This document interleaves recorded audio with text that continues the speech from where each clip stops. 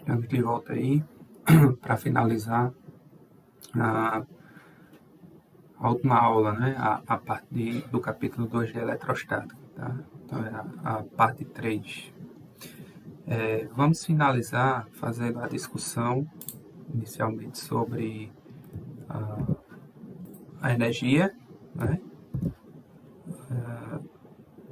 Porque na parte passada a gente terminou discutindo a energia potencial elétrica. E aí agora a gente vai estender aquela equação que paramos, que é essa aqui, ó. Paramos aqui, a energia potencial pode ser escrita dessa maneira aqui, ó. No meio da somatória de I igual a 1 a N de quem? De QI V de RI. Né? A gente reescreveu dessa maneira aqui, tá? Isso aqui para um conjunto de N partículas, né? Então, se eu tiver N partículas, eu quiser agrupar essas N partículas, a energia, o trabalho que eu tenho que realizar é dado por essa expressão aqui. Tá? E esse trabalho, obviamente, vamos dizer, armazenado em forma de energia potencial, já que a força elétrica é uma força conservativa. Tá? Então, se eu estender isso aqui agora, que é o tópico é esse aqui, né? A energia de uma distribuição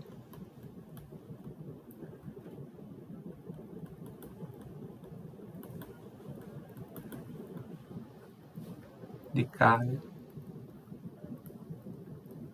contínua.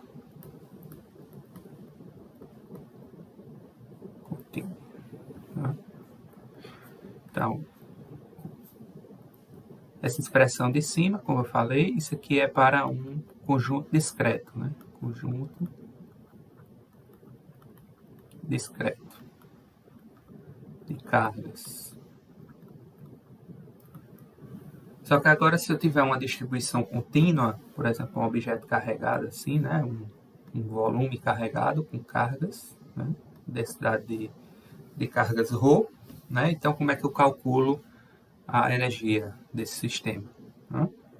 Então, ó, eu escrevi dessa maneira, né, a energia potencial, justamente para estender para o caso contínuo. Então, quando eu vou para o caso contínuo, o que é que eu faço? Como a gente sempre vem fazendo. Tomo o limite dessa somatória aqui para n tender a infinito. Então, se você fizer n tender a infinito, né, você vai pegar as suas cargas, né, e vai começar a contar cada vez mais, né, suas cargas pontuais. De maneira que quando elas tendem a infinito, elas tendem a se tornar uma distribuição contínua. Né? Então, quando eu tomo esse limite, meu W fica dessa maneira. 1 meio, a somatória vira uma integral, né? Integral, né? A minha carga vira um elemento de carga, dq, né? Mas lembra que dq é ρ de tal, né? Então vai ficar ρ de tal, e o V de RI eu vou chamar simplesmente de V. Então ele fica assim, ó, ρ, V de tal. Né? Ρ de tal é dq, né? E o meu V de RI eu chamo simplesmente de V, né? Que vai ser a minha função aqui que eu vou substituir. Tá? Então isso aqui, ó, é a energia armazenada por uma distribuição contínua de carga de densidade volumétrica ρ. Então você faz essa integral no volume. Aí V é o potencial avaliado ali naquele volume, né? O potencial gerado pela distribuição. Né? E aí, dependendo do problema, você pode ter, isso aqui é para uma distribuição volumétrica, né? Você pode ter para uma superfície de carga. Então, para uma superfície de carga, essa sua integral vira uma integral de superfície, né? Fica 1 meio integral de sigma V dA, onde dA é um elemento de área, tá? O módulo dele. Se você tiver para uma linha, lambda, então o W fica 1 meio integral de lambda V dL. tá? Você pode ter essas três situações aqui, né? Para um volume, para uma superfície e para uma linha carregada, tá? Então, é interessante também a gente reescrever essa equação aqui, que é o caso mais geral, né? Em termos do campo elétrico, tá? Então, como é que eu faço isso? Então, se você chamar pela lei de Gauss ó, o meu ρ, né? Pela lei de Gauss, na forma diferencial, vai ser ε0 divergente de E, né? A lei de Gauss é essa aqui. E se eu substituir aqui, o que é que eu vou fazer? O que é que eu vou obter? Daqui. Então, o que é que a gente vai ter? Tem que W vai ser 1 meio. Na verdade, ó, o ρ ε0 divergente de E, então eu vou jogar ele para aqui. Vai ficar ε0 sobre 2. Então, fica ε0 sobre 2. Integral de divergente de E. Divergente de E. V, que é o potencial, integrado aqui tudo isso no volume, tá? Cujo elemento é d tal, o elemento de volume. Tá? Então, ó, se vocês lembrarem essa integral aqui, a gente pode vamos dizer, transformá-la em duas pela regra do produto, lembra? A gente fez para uma função, né, e aplicou o teorema fundamental do cálculo, que dá aquela integração por partes, né? Então, a gente fez isso também para o caso vetorial, tá? Então, eu posso quebrar essa integral aqui em duas. Tá? Posso quebrar ali uma integral, isso aqui é uma integral de volume, né? Eu posso separar em uma integral de volume e uma integral de área. Tá? Então, vocês relembrem aí, vai ficar ε0 sobre 2, multiplica, né? Menos a integral do volume, que é escalar divergente, gradiente V, desculpa, de tal, mais uma integral de superfície fechada, né? De VE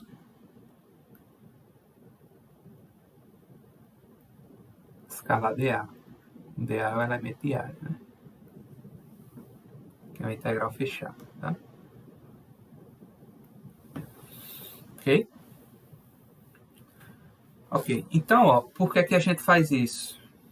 Tá? E aí, esse truque, vamos dizer, existe para isso, né? Essa forma de você fazer a separação, a integral por partes, né? É que o termo de superfície, ó, ele pode ser eliminado. Eliminado de que maneira? Ó, essa integral aqui é dada no volume onde está localizada a carga aqui, ó, nesse volume aqui, tá? E essa integral aqui é a integral dessa superfície aqui, ó, tá? Que está encerrando esse volume, tá? Então, eu posso fazer o seguinte, ó, eu posso, se eu aumentar cada vez mais esse volume, tá? Eu vou fazer ainda outra modificação aqui, ó. Eu vou escrever, lembra que gradiente de V é menos E, ou E é menos gradiente de V? Então, eu vou ainda reescrever essa integral dessa maneira aqui, ó. Vai ficar W igual a ε0 sobre 2, né? Que multiplica menos, ó, isso aqui, ó, o gradiente de V é menos E, né? Então fica E escalar E dá E ao quadrado, então fica menos a integral, desculpa, mais, né? Menos que menos mais. Deixa eu botar essa integral mais pra cá. Fica integral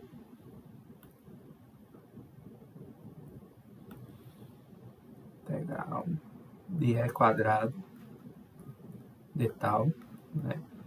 Isso aqui é uma integral do volume, mais aquela integral lá de superfície, né? A superfície fechada.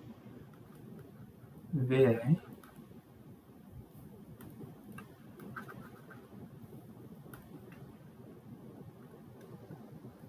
V é escalar de A.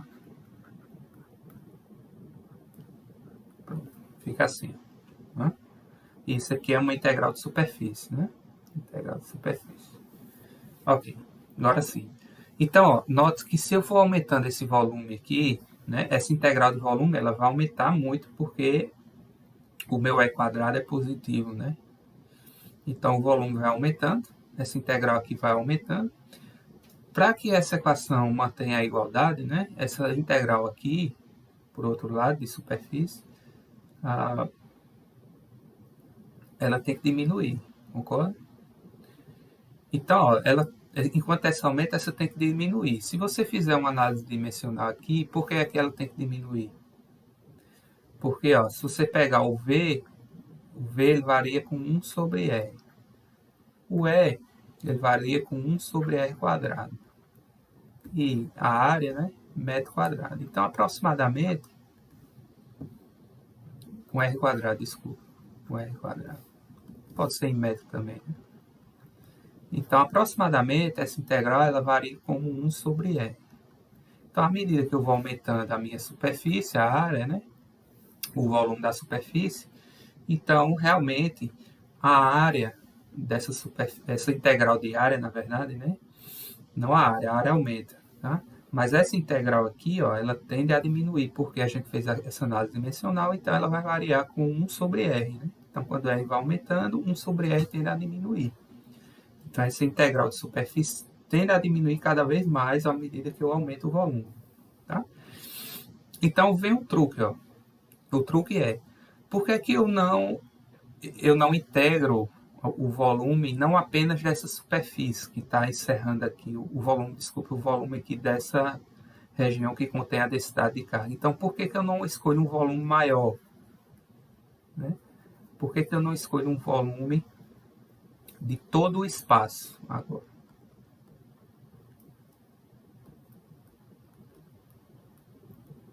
Ou seja, se eu fizer todo o espaço, o meu Rzinho aqui, ó, a distância, né, ela vai tender a infinito. Tá?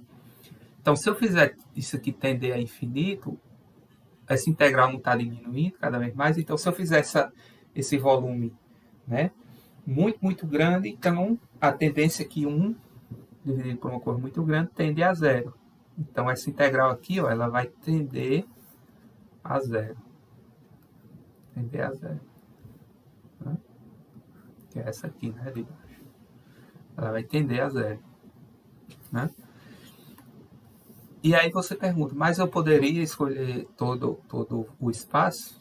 Poderia, porque todo o espaço, ó, se eu realizar essa integração do volume em todo o espaço, eu também estou englobando aqui o volume que está localizado a carga.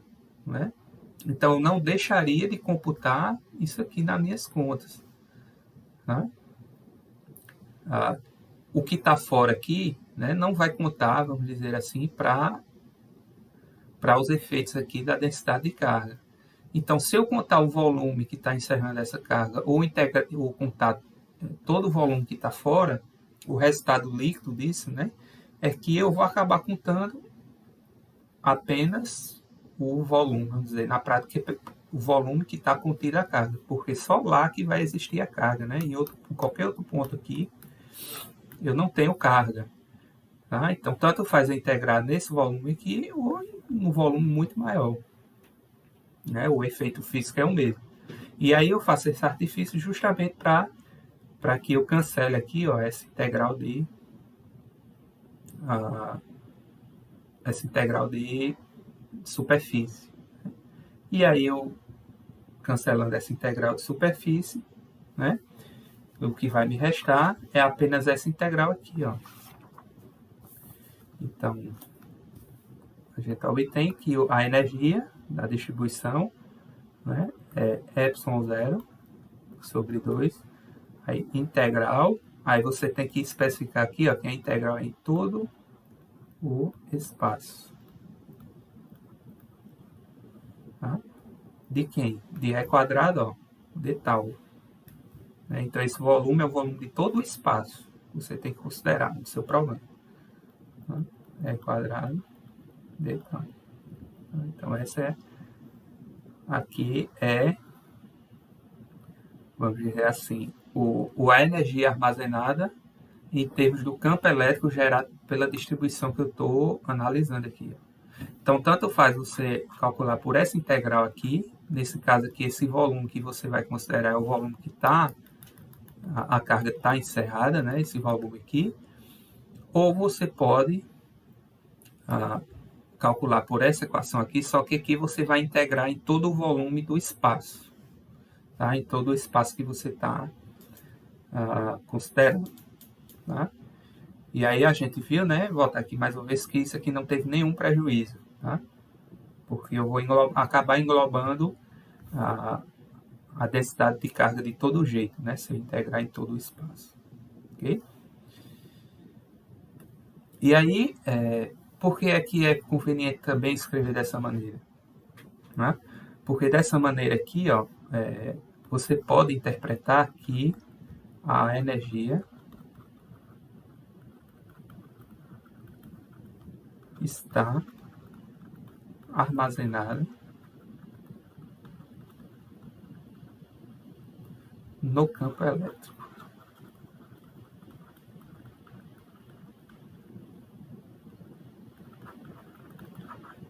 Né? A energia está armazenada no campo elétrico. Quando você escreve dessa maneira aqui, você diz que a energia ela está armazenada no volume aqui, ó, e que eu tenho carga, né? No volume da minha distribuição contínua de carga. Tá? Há uma discussão em qual dos dois seria o correto, né?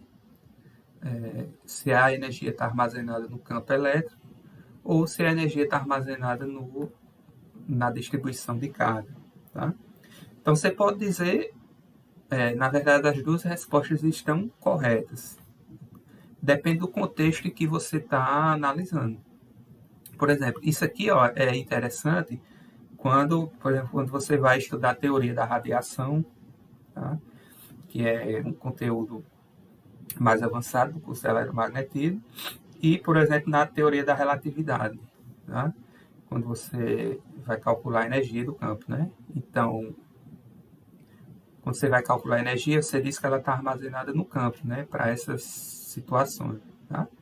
Mas também, se você conhecer a densidade de carga e integrar ela aqui no volume com potencial, você está dizendo também que a energia, você pode dizer, e não está errado, que a energia está armazenada ali, né? Onde está a distribuição, localizada a distribuição da carga. Tá? Então, todas as duas explicações estão corretas. Tá? Então, daqui, ó, como você está integrando isso no volume, né? Se você perguntasse qual é a densidade de energia, então, ε0, né? Se você jogar esse termo para dentro aqui, fica ε0 sobre 2 quadrado.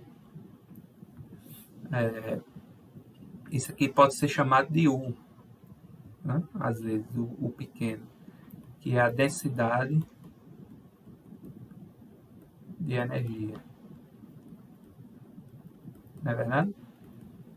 Ó, se você fizer uma análise dimensional aqui, se eu estou integrando uma coisa no volume, essa coisa tem que ter dimensão de 1 sobre volume, vamos dizer assim, né? De alguma coisa dividido por volume. Tá? Então, se o resultado é energia, né? E eu estou integrando no volume, essa coisa aqui tem que ter dimensão de energia por volume. Tá? Então, essa densidade de energia, né? É energia por volume,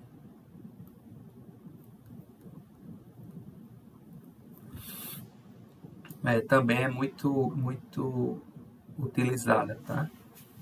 Às vezes você precisa. Você dá o campo elétrico e pede qual é a densidade de energia num ponto lá que você conhece o valor do campo elétrico, né? A intensidade. E aí como é que você calcula? Você faz ε0 sobre 2 e multiplica pela intensidade dele ao quadrado. Aí a ideia da densidade de energia para aquele valor do campo elétrico ali naquele ponto. Né? Ok. Uma observação que a gente tem que notar é que a energia, vou colocar aqui como observação, que a energia não obedece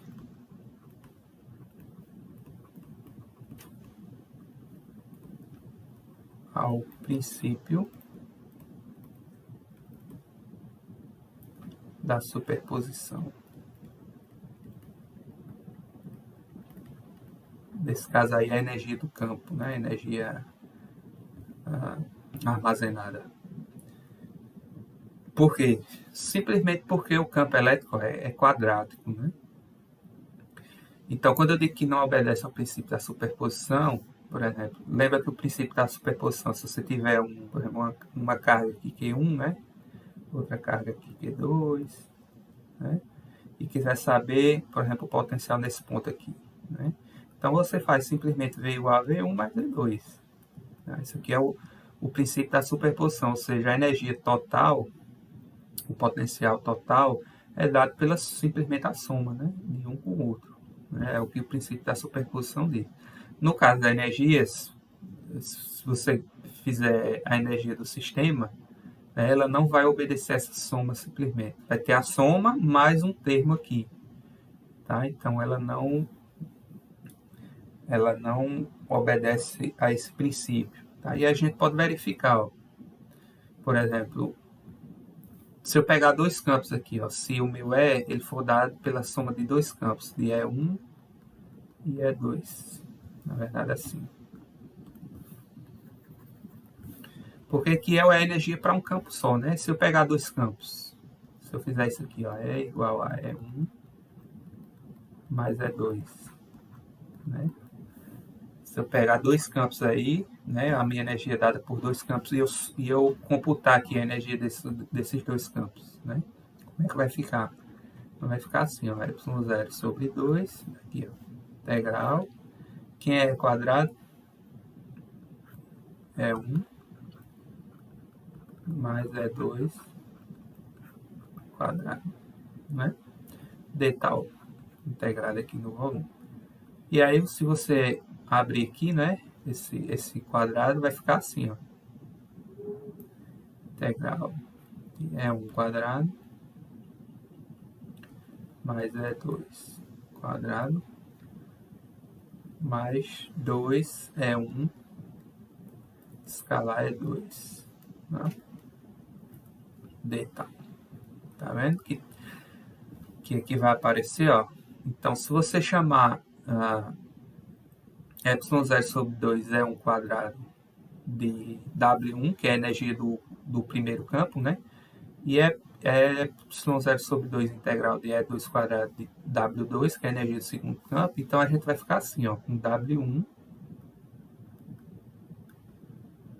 mais W2, né? Mais esse termo cruzado aí, y0 sobre 2. Mas aqui o 2 com 2 vai embora, né? Então fica só y0 integral de E1 escalar E2 deta. E aí a gente acabou de mostrar, ó, que a energia ela não obedece ao princípio da superposição. Se ela obedecesse, ó, a gente só teria esses dois termos aqui, ó. A energia total seria dada pela energia do primeiro campo mais a do segundo campo, né? Mas aí a gente observou que apareceu aqui, ó, um termo cruzado, né? Que é dado por y0, o produto escalar de E1 com E2 integrado no volume. Então, na verdade, a energia é maior, né, do que a soma simplesmente da energia dos dois campos, tá? Que é o resultado aí que a gente observa, né? A energia é maior do que a soma, né? É a soma mais outro termo. Tá? Então, se você tiver um ponto lá e tiver dois campos, E1 e E2, a energia é simplesmente dada pela... A energia, né, correspondente desses dois campos vai ser maior do que simplesmente a soma da energia de cada um dos campos, né?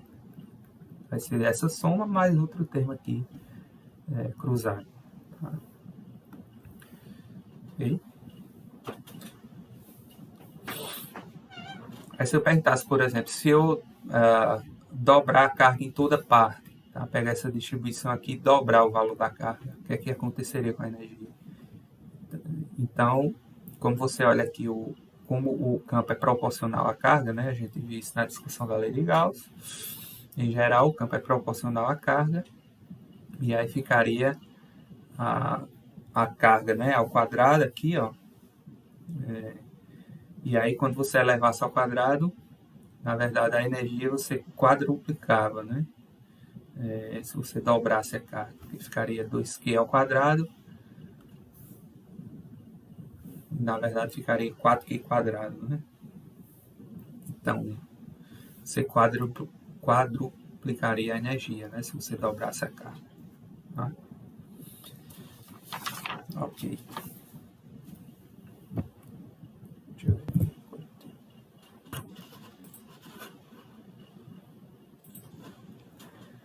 Agora,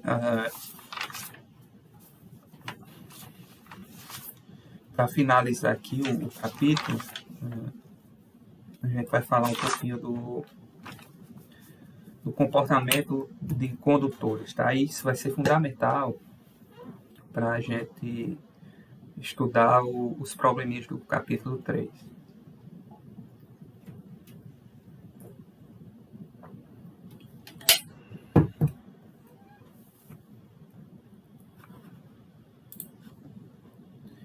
Ou seja, como é que os condutores se comportam na presença de campos, tá? De campos elétricos externos. Então, que é condutores.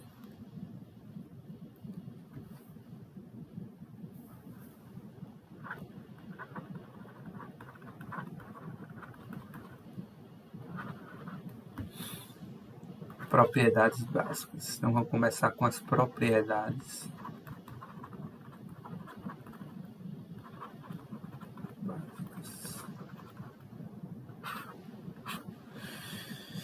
Então, a primeira propriedade que você já deve conhecer é que se você pegar qualquer condutor, o campo elétrico é zero em pontos que estão dentro do condutor.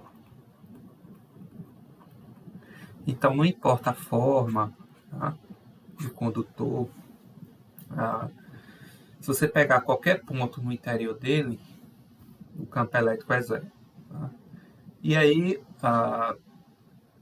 eu vou pegar aqui um exemplozinho, por exemplo, suponha esse um condutor aqui de uma forma, por exemplo, retangular. Tá? Eu vou demonstrar essa afirmação a vocês. Tá? Então, suponha que esse condutor ele esteja em uma região em que o campo elétrico está apontando para cá, né, da esquerda para a direita, e ele valha, o valor é zero. Né? É zero. É um campo externo aqui. Né? Então, o que é que vai acontecer? O que é que vai acontecer com as cargas livres aqui do condutor? Né? Vamos dizer, livre entre aspas, né? As cargas que estão fracamente ligadas aqui. E, na verdade, elas não estão livres, né? Totalmente. Aqui os átomos metálicos, né? Os elétrons estão bem fracamente ligados ao núcleo do átomo. Né? Então, o que vai acontecer, como a gente já sabe, é que os elétrons livres, né? Quase livres, eles vão se deslocar. Se deslocar para onde? Para o sentido contrário do campo, né? Então, eles vão se acumular, tender a se acumular aqui desse lado. Né? E se eles saíram daqui, né? Se eles se acumularam aqui, é porque eles deixaram aqui os núcleos dos átomos, vamos dizer, sozinhos aqui desse lado. Né? Então, está ocorrendo aqui como se fosse uma polarização. Né? O campo, ele, vamos dizer, polariza aqui, né? Essas cargas. Tá? E aí, ó, é natural, então, que quando ocorre essa separação, né? um acúmulo de carga negativa na esquerda e positivo na direita, o que vai acontecer é que no interior aqui, ó, do condutor vai surgir um campo, né, também. Então vai surgir um campo. Que em sentido, ó, nesse caso aqui vai ser no sentido contrário, né? Então vai ser um campo dessa maneira aqui, ó, contrário ao campo elétrico externo. Eu posso chamar isso aqui de E1. Tá?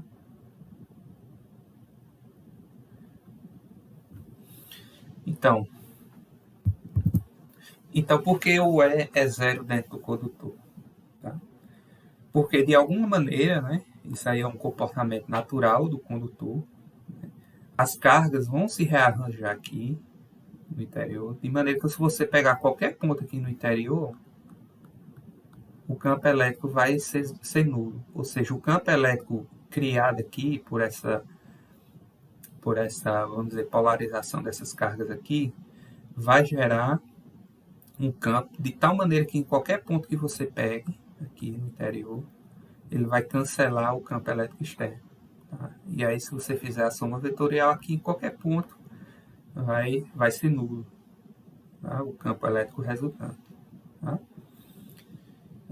Isso é natureza. Tá? A natureza prefere fazer isso. E aí isso é verificado empiricamente, né? Experimentalmente. Tá? Então, só no interior aqui é que o campo elétrico resultante vai ser zero. Né? Qualquer ponto aqui.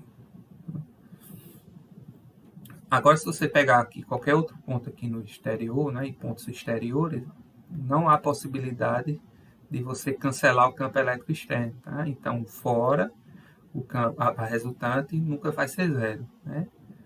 E aí dá para você enxergar isso aqui. Ó. Se você pegar esse ponto aqui, ó, o campo gerado E1 vai estar apontando para onde agora? Para fora, vamos dizer, o campo dessas cargas aqui está apontando para cá, né? E esse E0 também está apontando para cá. Então não tem como você cancelar o campo. Da mesma maneira aqui, ó, né? Do lado esquerdo. Ou qualquer outro ponto que você pegar aqui, né? Esse campo elétrico externo ele só vai ser anulado aqui, ó, em pontos no interior do condutor. Tá? Ok.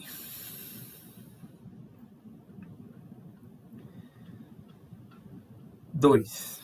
Propriedade 2. Propriedade, vou fazer aqui. Se você pegar qualquer região aqui no interior do condutor, o ρ vai ser zero dentro de um condutor.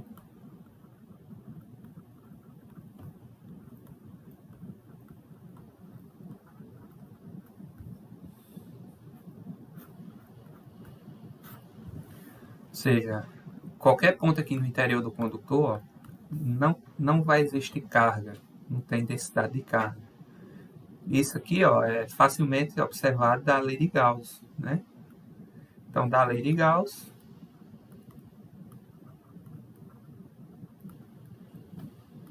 então a integral uma superfície fechada de A escalar dA, isso é igual a Q encerrada sobre epsilon zero.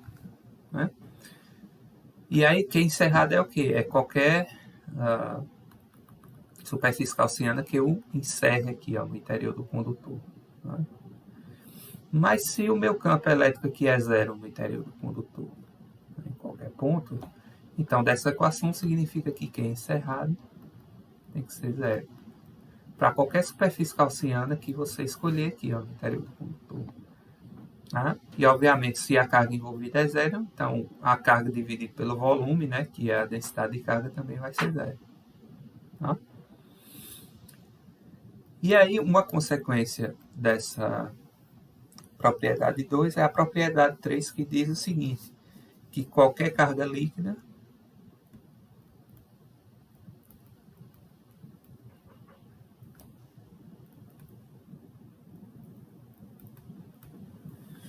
fica na superfície do condutor.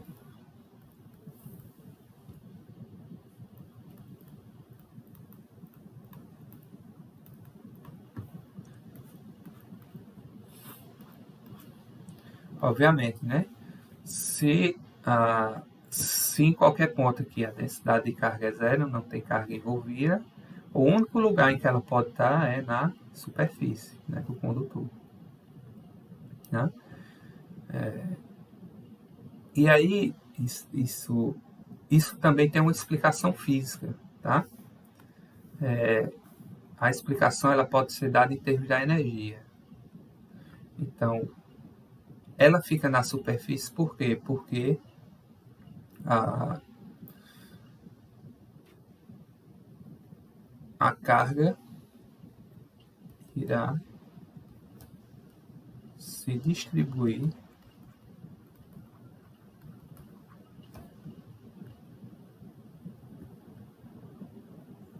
de modo que a energia da configuração seja mínima. Tá? Então, a primeira explicação já seria suficiente, né? Porque é uma consequência aqui da propriedade 2, né? Se ela não está em nenhum ponto dentro, ela só pode estar na superfície, né? E você pode também explicar em termos da argumentos energéticos, né? Que a carga ela vai se distribuir de maneira que a configuração seja mínima. Tá? Isso aqui a gente já observa em, vamos dizer assim, todo sistema físico tem essa configuração, né? É uma propriedade da natureza. Né? A natureza ela sempre procura uma configuração em que a energia seja minimizada. Né? Por exemplo, se eu abandonar aqui essa canetinha aqui na minha mesa, né, ela vai procurar o quê? Uma configuração em que a energia do sistema, nesse caso aqui gravitacional, seja mínima. E a energia mínima é tender a ir para o centro da Terra. Né? E se eu admitir, por exemplo, que o solo aqui, a energia potencial é zero, ela tende a chegar no solo. Tá? Se ela quisesse ir para uma configuração de energia maior, ela subiria. Então, qualquer sistema, por exemplo, se você aquecer, né, aquecer um objeto, né, e deixar ele lá, né, aquecer e deixar ele lá, né, e depois você medir a temperatura dele, ele vai estar com uma temperatura menor. Por quê? Porque o sistema ele prefere, né, que a energia, sua energia, ela seja cada vez menor. Então vai chegar um momento ali em que o objeto vai estar à mesma temperatura do ambiente. Né? Ou seja, a natureza prefere, né, que o sistema ele fique numa configuração de minimização da energia. E aqui não seria diferente. Tá? Nesse caso aqui da termodinâmica, você tem energia mínima e entropia máxima. Né? A natureza ela prefere energia mínima e que a entropia sempre aumente. Né? A entropia nunca vai diminuir. Tá? Mas isso aí é outra discussão, né? Termodinâmica. Tá? E aí, para esse caso aqui, ó, você pode mostrar, por exemplo, a gente já fez esse probleminha, né? Se você pegar uma casca esférica, né, por exemplo, de raio R, então se a carga ela está distribuída apenas aqui, se isso aqui é uma casca, né, a carga está aqui distribuída, a gente calculou, né, a energia para esse caso aqui, que foi 1 sobre 8π epsilon zero, não é isso? Q quadrado sobre R. Né? A gente fez esse probleminha aqui. Ó. Tá? Isso aqui é para uma casca, né? Uma casca de raio R. Né? Agora, se você pegar, por exemplo, o probleminha que até eu coloquei na lista, que é o 2.32 do Griffith. Tá? O problema é 2.32 do Griffith, você pode mostrar, né, calculando a energia, para agora considerando que a carga ó, ela está distribuída assim, ó, no volume. Tá? e de maneira uniforme. Tá? Então, se você pegar, por exemplo, uma bola de borracha, tá? e colocar a carga de maneira que ela se distribui de maneira uniforme, e você fizer o mesmo cálculo, tá? Você vai obter 3 sobre 20 π ε0 Q sobre R quadrado. Isso aqui é para uma esfera uniformemente carregada. Então, se você observar aqui, ó, essa energia aqui, ó, vai ser maior do que essa, né? A energia da esfera vai ser maior do que a da casca. Tá? O que mostra que se a carga for, né, se você pegar um condutor cheio, vamos dizer que não seja uma casca, né, que seja, vamos dizer, uma bola densa, né, que seja toda preenchida de um metal, e você jogar a carga lá, ela vai tender a ir para a superfície, porque ela vai preferir a configuração em que a energia é menor, né, do que essa aqui, por exemplo. Tá? De se distribuir de maneira uniforme aqui no volume. Tá? Então, esse é o argumento energético também. Tá? A quarta propriedade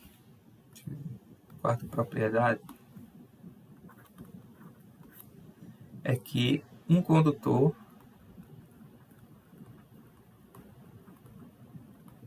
é equipotencial.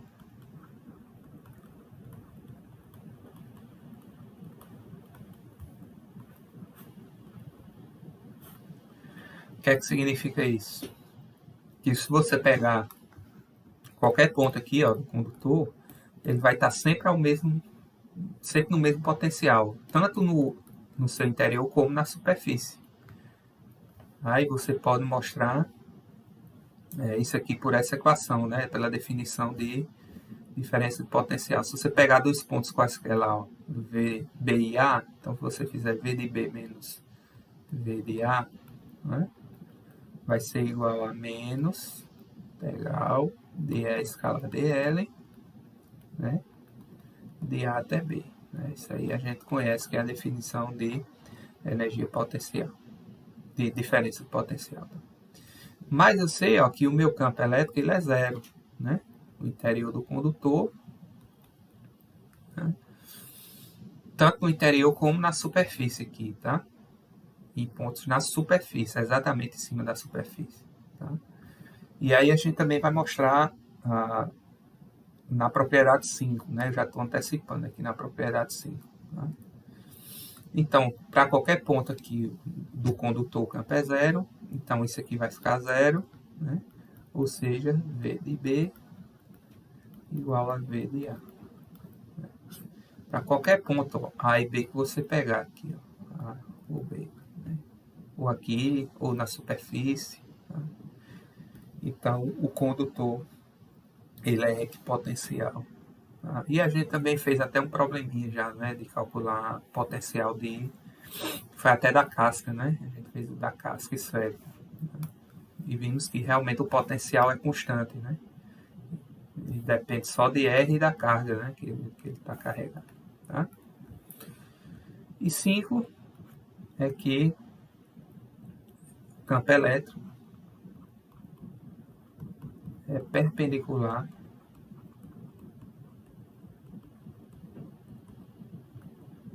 à superfície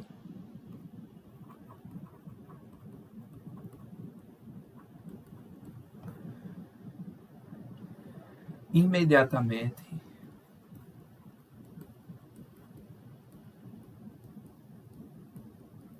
fora de um condutor.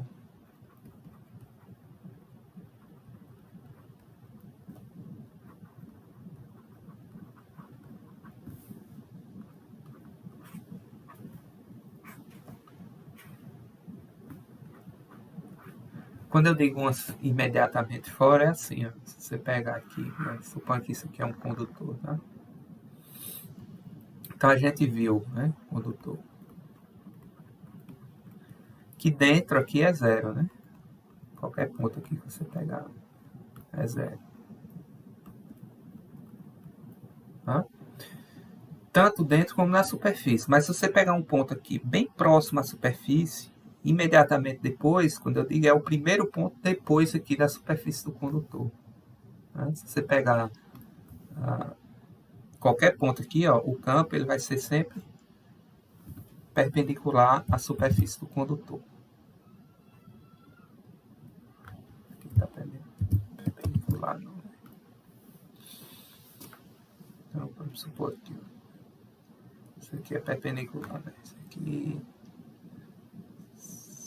Isso aqui é mais ou menos perpendicular. E aí, ó, qualquer ponto. Né? Aqui está parecendo que eu estou pegando da superfície, mas é um ponto imediatamente depois da superfície do condutor.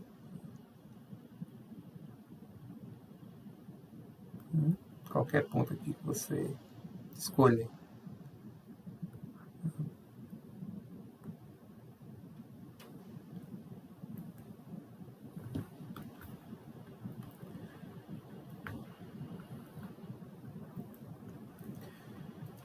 Ok?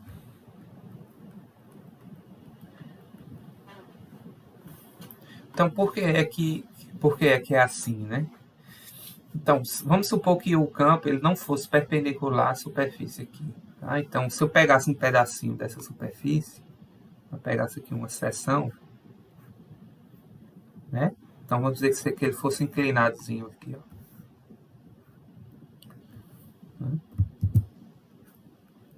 Ele fosse inclinado um pouquinho, né?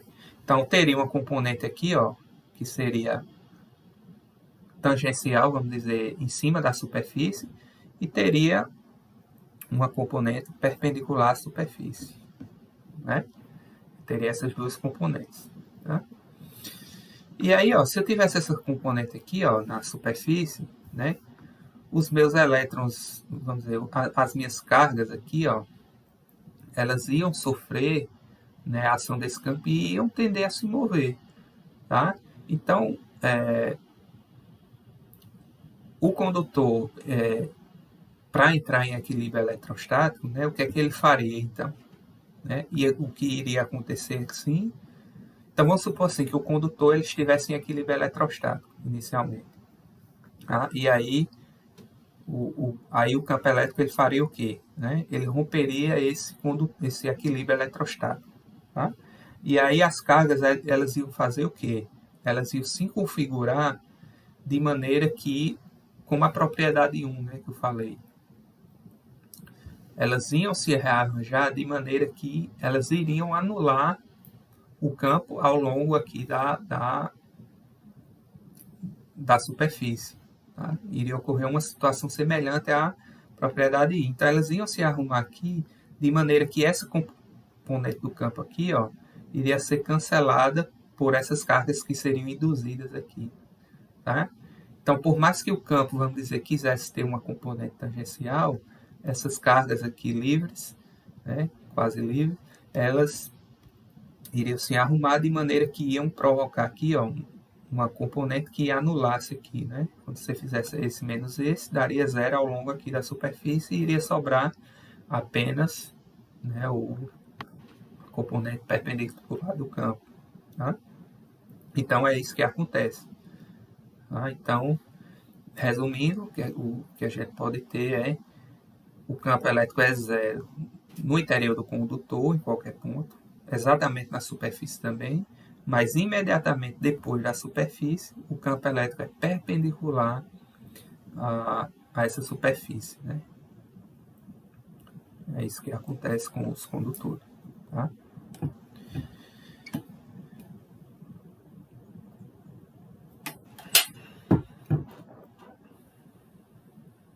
Então, tudo isso aqui vai ser muito útil para a gente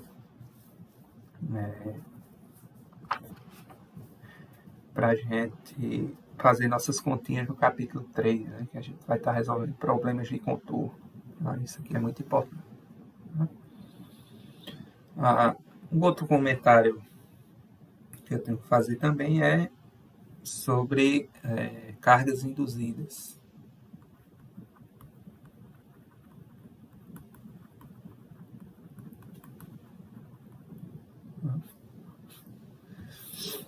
Então, por exemplo, ó, se você pegar aqui uma carga mais que uma carga pontual, né, e aproximar ela aqui de um condutor neutro, o que é que vai acontecer? Então, a gente viu, né, que foi aquela propriedade 1 que vai ocorrer aqui, ó, vamos dizer assim, as cargas negativas que são livres, né, no caso aqui os elétrons livres, eles vão tender a ficar mais próximo aqui da carga positiva por indução, né, e o outro lado vai ficar com falta, vamos dizer assim, com ausência dessas cargas negativas e vai sobrar cargas positivas aqui, né? Vai ter um acúmulo, um excesso de cargas positivas, tá? Isso aí é bem conhecido da gente, tá? Porque elas fazem isso porque elas tendem a criar um campo aqui, ó, no interior, que vai cancelar o campo da carga pontual positiva, né? De maneira que se você pegar qualquer ponto aqui no interior, o campo elétrico seja zero, tá? Então, o que vai acontecer, vamos dizer assim, uma atração, né? Efetivamente, o que vai ocorrer aqui é uma atração, porque como essas cargas negativas elas estão mais próximas aqui, ó, da carga positiva, então elas vão se atrair com uma força maior do que a força de repulsão entre essa carga e as outras cargas positivas aqui, que estão mais longe dela, né? Então, o resultado líquido disso aqui vai ser uma força de atração. Tá? Então, na verdade, essa carga aqui ela tende a atrair esse condutor aqui. Tá? Aí, se eu fizer o seguinte, se eu pegar agora um condutor, né? Vou pegar um condutor aqui qualquer, aí colocar uma cavidade aqui no interior dele. Uma cavidade é um buraco, fazer um buraco nele, né? Ele está todo preenchidozinho e eu vou ali e tiro uma porção desse condutor aqui. E fica esse buraco aqui, ó, dentro dele. Tá? Então, a gente viu que aqui o campo elétrico é zero, tá? Aí, aqui, ó, se eu colocar agora uma carga pontual no interior aqui do condutor, né? Uma carga positiva aqui, do mesmo tamanho, da mesma magnitude dessa daqui, uma mais que. O que é que vai acontecer agora no interior dessa cavidade do campo? Ele vai continuar sendo zero ou vai ter um valor aí, tá? Então, o que vai acontecer aqui é o seguinte, é que o campo não será mais zero, né? O campo não será mais zero. Porque se você pegar a lei de Gauss aqui, ó, para qualquer área fechada aqui no interior dele, ó, ela sempre vai envolver aqui essa carga, né? Então, a gente sempre vai ter uma carga envolvida aqui pela lei de Gauss, tá? Desculpa, vai ter sempre uma carga envolvida, então, pela lei de Gauss, né? Eu vou ter um campo elétrico aqui no interior, tá? Então, o campo aqui, ó, ele é diferente de zero. Qualquer ponto que você pegar aqui, tá? E aí, aí se eu perguntar a você, e se eu pegar um ponto aqui agora no interior do condutor, né, que não seja a cavidade, qual seria o valor do campo? É zero ou diferente de zero? Aí você tem que levar em consideração o seguinte, essa carga aqui, ó, mais que, então esse condutor ele está neutro, tá? Inicialmente, ele está neutro aqui, né? Ele é neutro. Então eu coloco a carga positiva aqui, então o que é que vai acontecer? Ó? Nessa cavidade interna, ó, ele vai induzir, né, por indução, uma quantidade de carga aqui, ó, na superfície dessa cavidade, né, nessa superfície aqui, uma carga de magnitude menos que, né, de valor menos que, né, ou seja, a magnitude é a mesma, mas o sinal é contrário. Né? Esse é um processo de indução. Né? E aí a pergunta que eu faço é, se eu pegar uma superfície gaussiana aqui, ó, né, ou seja, e pegar qualquer ponto aqui, ó, essa vermelhinha aqui, ó, superfície gaussiana, né, e aplicar a lei de Gauss, né, qual vai ser a carga encerrada aqui, a carga envolvida? A carga encerrada vai ser a carga pontual mais aquele induzido, né? Ou seja, pela lei de Gauss, então o campo elétrico vai ser zero em qualquer ponto aqui, ó, que você pegar, né? Você envolver essa superfície gaussiana aqui no interior do condutor. Tá? Então, dentro do condutor aqui que não seja a cavidade, o meu campo elétrico é zero. Tá? Então, aqui dentro da cavidade é diferente de zero, aqui é igual a zero. Tá? E aí, aí eu perguntaria a você, qual é o campo gerado aqui, ó, em pontos fora, né, desse sistema aqui? Aí é só você fazer o seguinte, ó. Se meu condutor estava neutro, né, e a carga aqui dentro da cavidade induziu uma quantidade menos Q aqui para a parede, né, qual é a carga que vai sobrar, né, para que o meu condutor como um todo seja neutro, né? Porque lembra que ele estava neutro, tá? Então, se uma carga menos Q fugiu aqui para essa superfície interna, então vai sobrar justamente uma carga mais Q, né? Para ficar onde? Onde é que a carga fica? Ela fica na superfície externa do condutor, né? É o único lugar que ela pode ir, lembra? Então, vai ficar com mais Q aqui, de maneira que se eu pegar a superfície gaussiana aqui para fora, né? Quem seria a carga envolvida? A carga encerrada pela superfície. Encerrada. Vai ser a de dentro mais Q, a induzida aqui, ó, menos Q, e a que está na superfície aqui mais Q. Então, ó, a carga encerrada vai ser mais Q. Aí você aplica a lei de Gauss para aqui para fora, né? E você vai ver que o campo aqui fora é diferente de zero, porque a carga líquida aqui ela é mais Q. Então, se você notar, o resultado líquido disso aqui foi o mais Q. Ou seja, essa carga que está induzida aqui, ó, na superfície do condutor, de uma forma, mas ela comunica ao mundo externo aqui, ó, a pontos externos, a presença dessa carga pontual aqui, ó. Tá?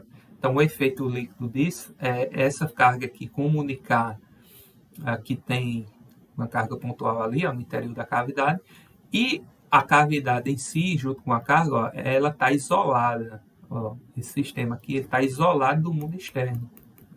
Tá? Então, essa cavidade, vamos dizer, é uma maneira surpreendente de você, vamos dizer, blindar, tá? Blindar o conteúdo aqui, tá? do mundo externo aí. Tá? Ou seja, qualquer campo aqui que você aplicar, né, um campo de fora, ele não vai penetrar aqui, vamos dizer, na cavidade. A cavidade ela é uma espécie de blindagem. Né? Ok, então era esse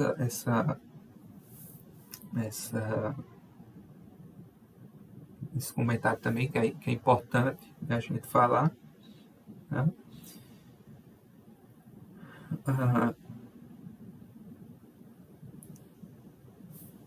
E aí, para finalizar,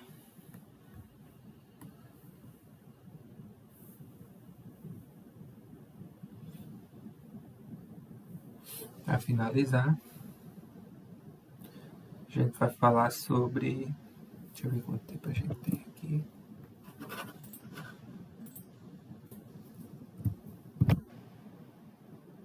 Ok. Então, para finalizar, a gente vai falar sobre carga superficial e força sobre um condutor.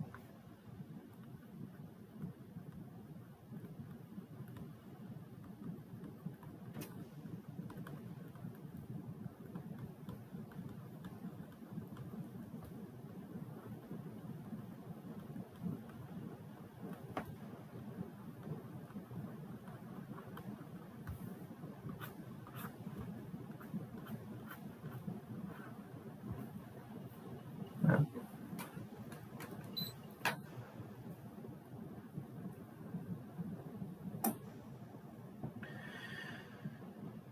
Ok, então, se você, a gente lembrar lá da aula, da parte passada da aula, né, a gente falou de condições de contorno, né? E a gente viu que você tiver uma superfície carregada, né? Densidade de carga sigma, e você fizer passar um campo elétrico aqui, o campo passar aqui para o outro lado, ele vai sofrer uma descontinuidade, ok? A componente tangencial dele vai mudar, vai permanecer a mesma. Quando eu digo tangencial, é ao longo dessa superfície. Então, a tangencial vai permanecer a mesma, mas a componente normal, né, que faz 90 graus aqui, né, essa componente vai sofrer uma descontinuidade, ou seja, vai ter um valor diferente do que ela tinha aqui abaixo, né? Então a gente viu que o E abaixo, né, menos o E acima, desculpa, é acima, né, o campo elétrico acima, menos, isso aqui é o E abaixo, né? E aqui vamos dizer que é o E acima. Então é acima menos o E abaixo vai ser sigma sobre ε0 n de chapéu. Onde n de chapéu é um vetor unitário que é normal. É normal a superfície aqui. Tá? Tá, aí se você pegar para um condutor, se isso aqui for a superfície de um condutor, né? Você pegar aqui, por exemplo, uma esfera carregada, um condutor carrega uma casca carregada e pegar um pedacinho aqui dessa superfície e for esse pedacinho aqui, tá? Então a gente vê que o E abaixo nesse caso é zero, porque no interior aqui, ó, do condutor é zero. Então abaixo a gente não tem campo. Então, para um condutor,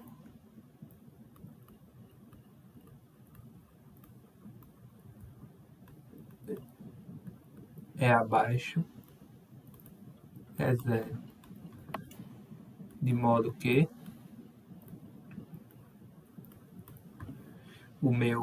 eu posso chamar de E, o E acima de E, né, que é o campo imediatamente acima do condutor, vai ser simplesmente sigma sobre ε0 n chapéu. Tá? Então isso aí é o valor do campo, né, imediatamente acima de um condutor, né, cuja superfície está carregada com a densidade de carga sigma. Então a descontinuidade aqui, vamos dizer, nesse caso aqui o campo elétrico é zero no interior, né? Então esse campo aqui que tá imediatamente em cima é produzido exclusivamente pela densidade de carga aqui, tá? Que está ali na superfície do condutor. Tá? Em termos do potencial, posso escrever isso aqui em termos de potencial.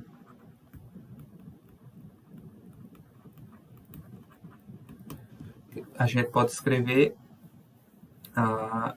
lembra que é menos gradiente de V, né? Então lembre que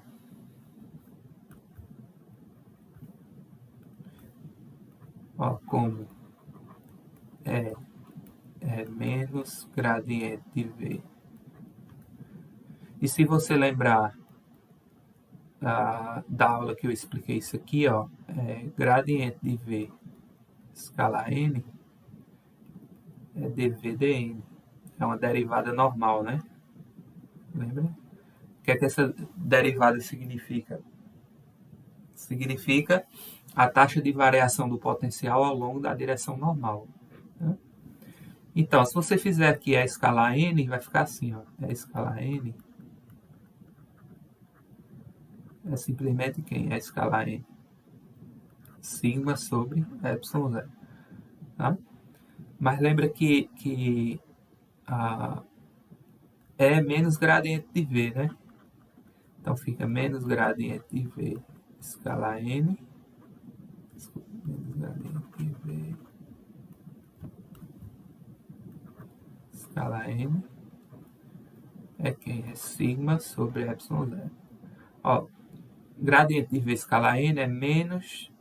desculpa, gradiente de V escala n é dv dn. Então aqui vai ficar dv dn menos dv dn igual a sigma sobre ε0.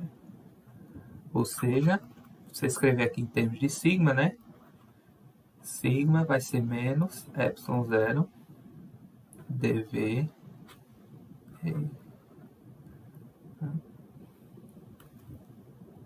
Deixa eu fazer aqui mais bonitinho essa. Ó, essas duas equações aqui, ó, são muito importantes, tá? Porque, ó, ela nos dá, ó, essa densidade aqui, ó, superficial, tá? Em termos ou do campo, que está aqui, se a gente conhecer o campo imediatamente acima, ou do potencial, tá? Isso aqui também vai ser muito útil quando a gente estiver fazendo os problemas de contorno. Tá? A gente ou vai usar essa, ou vai usar essa aqui. Tá? E aí, como é que a gente calcula a força sobre o condutor? Na verdade, a gente viu que há, né,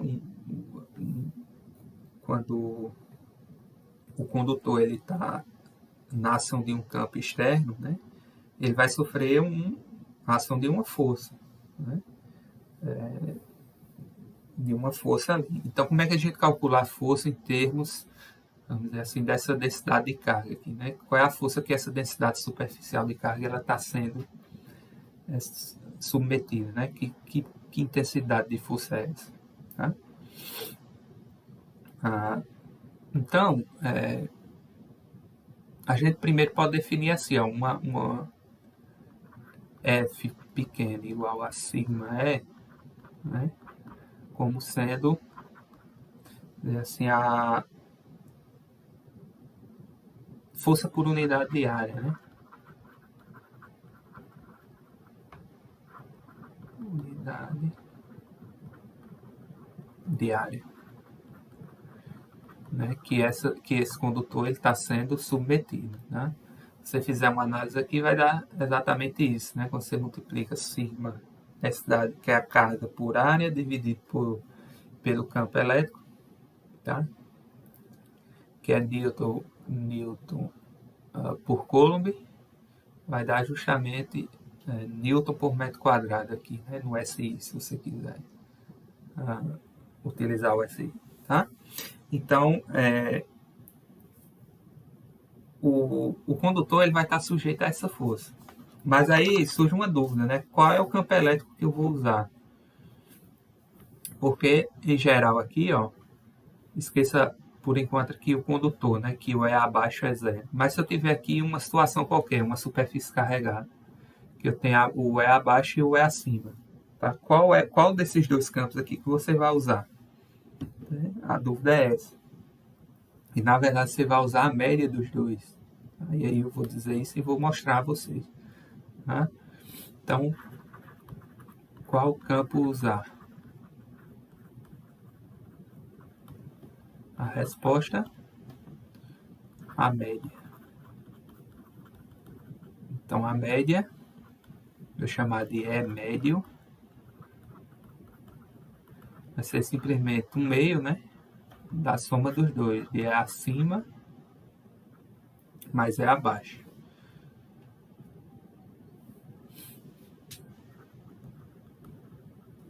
Mais E abaixo. De maneira que o meu F, né, ó, que é a força por unidade de área, F pequeno vai ser um meio de sigma, né? Vai ser um meio de sigma que multiplica E acima mais E abaixo. Isso aqui, ó, para uma situação qualquer, ó, superfície do condutor, tá? Desculpa, para uma superfície qualquer que não seja de um condutor, porque um condutor aqui abaixo é zero, tá? Então aqui a gente já pode dizer, ó, que para um condutor,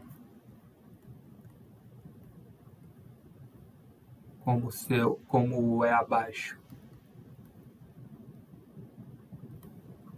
é zero, então o meu F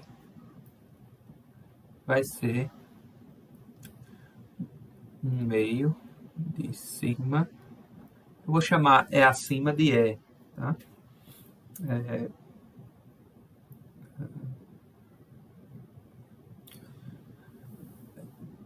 É acima de E, né? Mas a gente viu ó, que o campo imediatamente acima ó, vale isso aqui, né, para um condutor, lembra? Então, sigma sobre ε0 N de chapéu.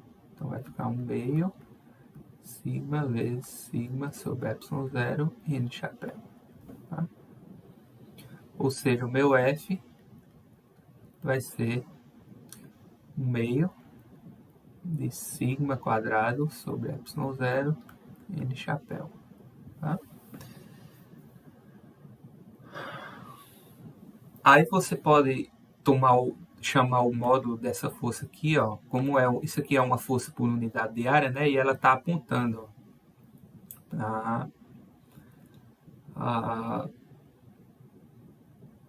tá apontando para a direção normal, ó, tá vendo? Ou seja, significa que todo condutor ele sofre, né, uma força, ó, ele sofre uma força que aponta na direção normal, independentemente do sinal da carga, porque como a carga está elevada, a densidade de carga está ao quadrado aqui, então não importa se é positivo ou negativo. Tá? O condutor ele vai sofrer a ação dessa força, né, devido ao campo externo. Tá? Então, e qual é a direção dessa força? Vai ser justamente a direção do campo. Né?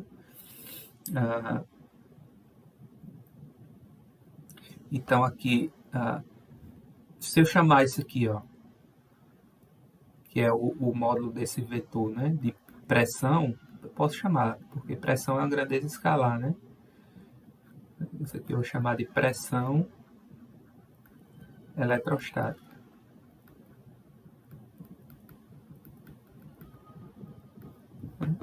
Então, eu fico com P igual a 1 meio de sigma quadrado, não é nada assim, posso escrever assim.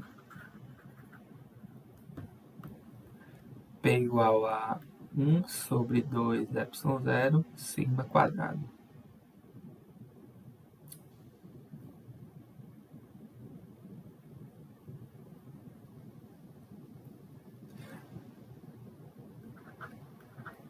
Tá? Ou então o seguinte, ó, lembra que o campo é sigma sobre ε0, se eu fizer o campo ao quadrado, vai ser sigma quadrado sobre ε0 quadrado. E se eu multiplicar aqui ó, por ε0 em cima e embaixo, ó, vai aparecer justamente o termo aqui, ó, esse termozinho aqui, ó. Sigma quadrado sobre ε0 quadrado, que é o meu E quadrado. Desculpa. Que é o campo imediatamente acima, né? E quadrado. Ou seja, resumindo aqui tudo, o meu P vai ser ε0, vai sobrar, ó, sobre 2 E quadrado.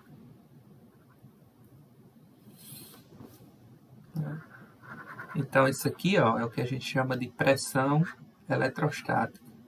Ou seja, é a força, o módulo, né, vamos dizer assim, da força por unidade de área que o condutor, né, no caso, chamar aqui esse condutor, né, tal com a densidade sigma, tá, ele está sendo submetido quando um campo externo aqui é aplicado a ele. E para onde é que ele vai? Ele vai justamente no sentido do campo, né? Tal como aqui a carga produziu, né? A carga produz um campo para cá, né? E o condutor ele se movimenta no sentido de se aproximar da carga, né? Então o que vai acontecer aqui também, né? O condutor ele vai sofrer uma pressão eletrostática, ou seja, uma força por unidade de área que vai deslocado, nesse caso, no sentido, né, do campo aqui. Então o campo teria que estar para cá, né, nesse caso aqui. O campo teria que estar para cá. Né? Tá? E o valor dessa pressão é simplesmente você dividir, né, a constante eletrostática sobre 2, multiplicar pelo módulo ao quadrado de E, né, que é o campo imediatamente acima do condutor, que foi esse aqui, ó. Né? Esse é o campo imediatamente acima da superfície do condutor. Tá? Ok? E aí falta mostrar por que foi que eu escrevi com uma média, né? Aqui, isso aqui agora é para um condutor qualquer, né? Para uma superfície qualquer, né? Porque foi que eu fiz isso aqui para média, né? Em cima e baixo. Mas aí é só você fazer a seguinte análise. Você pega aqui, supõe aqui um condutor, né? Carregado com uma densidade sigma. Aí você faz esse truque aqui. Ó. Você pega um pedacinho da superfície, tá? Agora isso aqui eu estou exagerando. Esse pedacinho aqui é bem pequeno, tá? Suponho que ele está aqui com densidade sigma, né? Isso é bem pequeno, de maneira que ele é praticamente plano, tá? Vocês sabem, né? Que se eu pegar uma superfície curva, por mais pequeno que a área seja, ela vai tender a ser um plano, tá? E aí eu vou separar para eu mostrar, né? Eu estou demonstrando essa relação aqui, ó. Né? Então, o que foi que eu fiz aqui?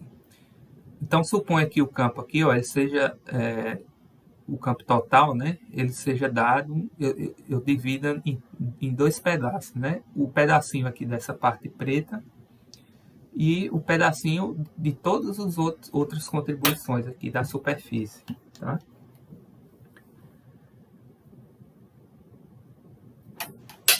Bem como também de outras regiões aqui que não estão na superfície, tá? Ou seja, eu estou separando o campo desse pedacinho aqui e de todo o resto aqui de fora, né? Tanto da superfície como de fora.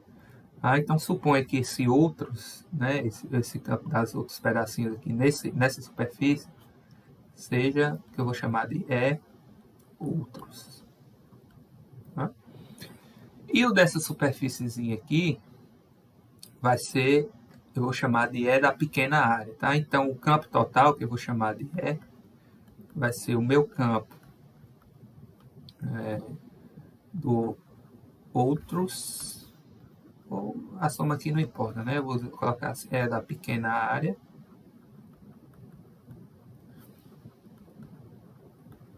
mais o campo elétrico dos outros, dos outras contribuições, né?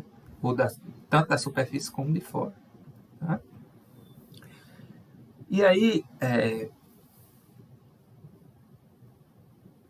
essa pequena área aqui, como ela é praticamente plana, então se você aplicar a lei de Gauss aqui, e esse probleminha a gente já viu, né? Acima aqui da superfície, ó, ela vai produzir um campo e abaixo também. Tá?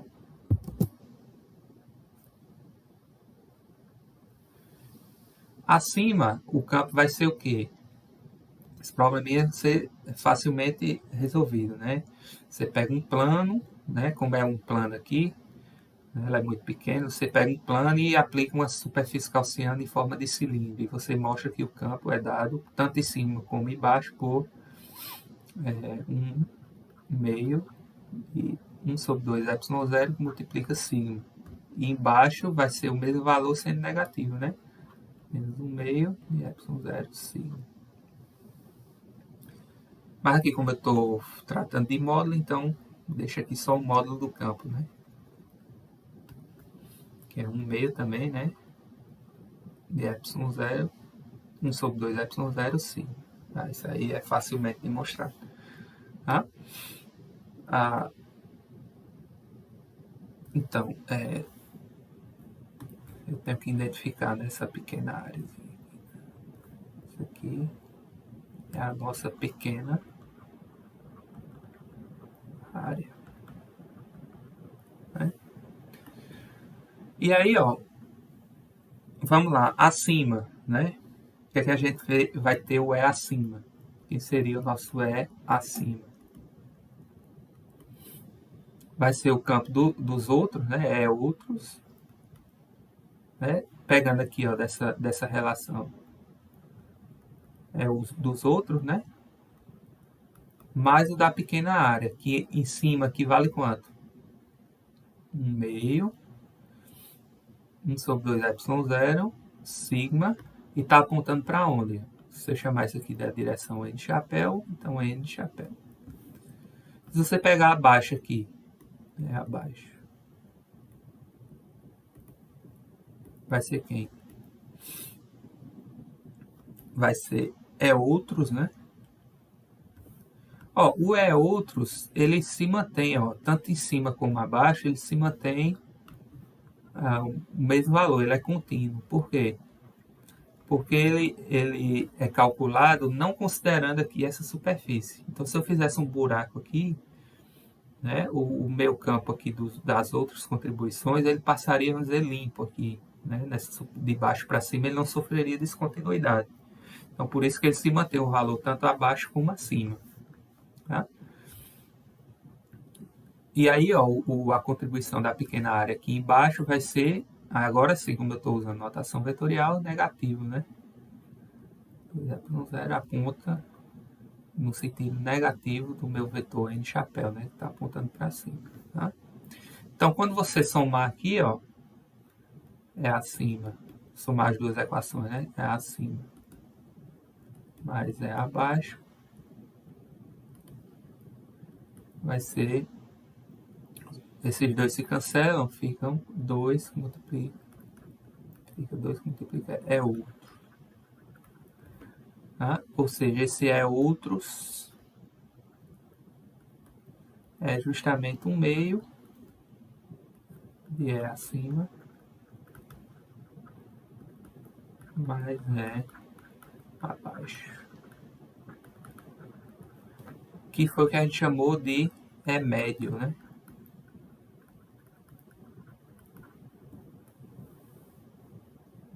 Tá? E aí a gente mostrou, ó. Na verdade, esse artifício que a gente faz é justamente só para tirar a contribuição dessa pequena áreazinha aqui, né? Então, o médio que a gente calculou, ó, é 1 meio do campo acima mais o campo abaixo, foi o que a gente demonstrou. Então, para você calcular aqui a pressão eletrostática, você considera o campo médio, né? Que é 1 meio de E acima mais o E abaixo. Tá? Então, era isso aí que eu queria demonstrar. Tá? Então, pessoal, com isso a gente termina o capítulo 2, né, do Griffiths. E vamos aí para o capítulo 3 de técnicas especiais. Tá? Então, essa última parte aí que eu fiz, né, que a gente acabou de aprender, vai ser muito útil, né, quando a gente estiver estudando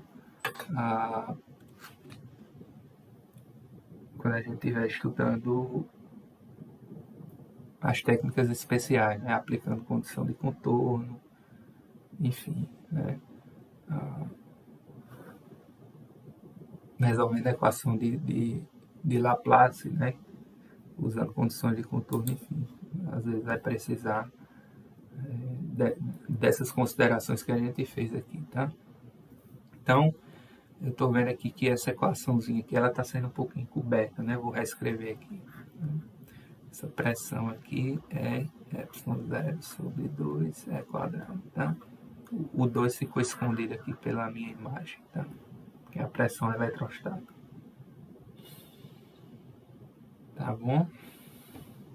Deixa eu ver aqui se essa aqui também ficou. Ficou também. Mas aí, esse aqui, vou reescrever aqui, é o nosso médio. Tá?